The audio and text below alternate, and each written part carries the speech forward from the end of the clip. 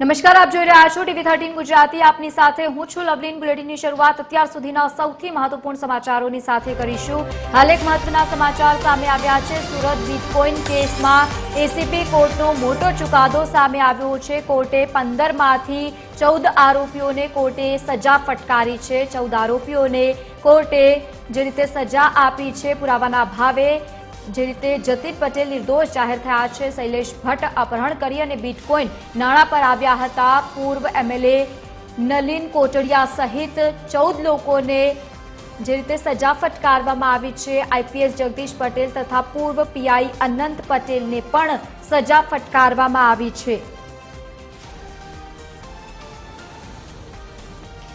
તો હાલ આ મહત્વના સમાચાર સામે આવ્યા છે। પૂર્વ ધારાસભ્ય કોટડિયા, પૂર્વ આઈપીએસ જગદીશ પટેલ સહિત 14ને આજીવન કેદની સજા ફટકારવામાં આવી છે।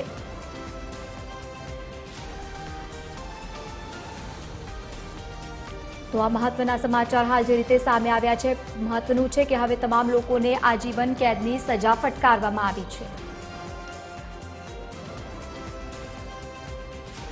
તો આજ મુદ્દે વધુ માહિતી સાથે સંવાદદાતા મૌલિક ઉપાધ્યાય આપણી સાથે લાઈવ જોડાયા છે। મૌલિક, બિટકોઇન કેસમાં હવે મહત્વનો ચુકાદો જે રીતે સામે આવ્યો છે, શું અપડેટ્સ આપની પાસે અત્યાર સુધીની?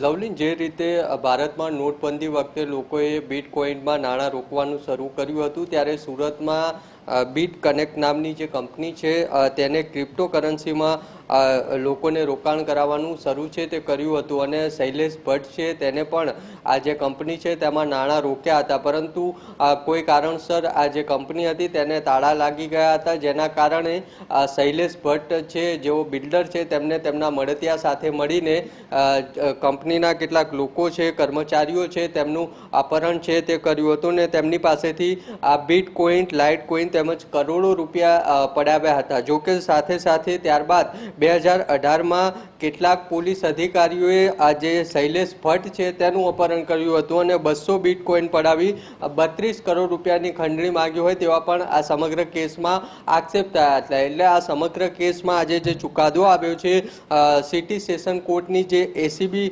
કોર્ટ છે તેને ચુકાદો આપ્યો છે, જેમાં પૂર્વ ધારાસભ્ય નલિન કોટડિયા છે, સાથે સાથે અમરેલીના પૂર્વ એસપી જગદીશ પટેલ અને પૂર્વ પીઆઈ અનંત પટેલ સહિત 14 આરોપી છે તેને દોષિત ઠેરવ્યા છે અને આજીવન કેદની સજા છે સમગ્ર જે કેસ છે તેમાં આપી છે। એટલે 14 આરોપી છે તેને આ સમગ્ર કેસમાં દોષિત ઠેરવ્યા છે। તેમાં મોટા નામો પણ છે, જેમાં પૂર્વ ધારાસભ્ય નલિન કોટડિયા હોય કે પૂર્વ આઈપીએસ હોય કે પીઆઈ હોય, તમામ 14 આરોપી છે તેમને દોષી ઠેરવીને કોર્ટે જે આજીવન કેદ છે તેની સજા ફટકારી છે। સુરત બિટકોઇન કેસ છે તે ચકચારી ખૂબ જ કેસ હતો અને તેમાં કેટલાક પોલીસ અધિકારીઓ હોય, કેટલાક રાજકારણીઓ હોય, તેમના પણ નામ છે આ સમગ્ર કેસમાં આવ્યા હતા અને ત્યારબાદ આજે કોર્ટે ચુકાદો આપ્યો છે અને 14 જેટલા આરોપીને દોષી ઠેરવી આજીવન કેદની સજા ફટકારી છે। જી બિલકુલ મૌલિક, આભાર સમગ્ર માહિતી સાથે જોડાવા બદલ। તો છેલ્લા ઘણા સમયથી આ કેસ જે ખૂબ જ વિવાદિત હતો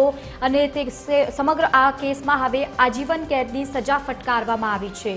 આઈપીએસ જગદીશ પટેલ તથા પૂર્વ પીઆઈ અનંત પટેલને પણ સજા ફટકારવામાં આવી છે। સુરતમાં બિટકોઇન કેસમાં એસીબી કોર્ટનો આ મોટો અને મહત્વનો ચુકાદો સામે આવ્યો।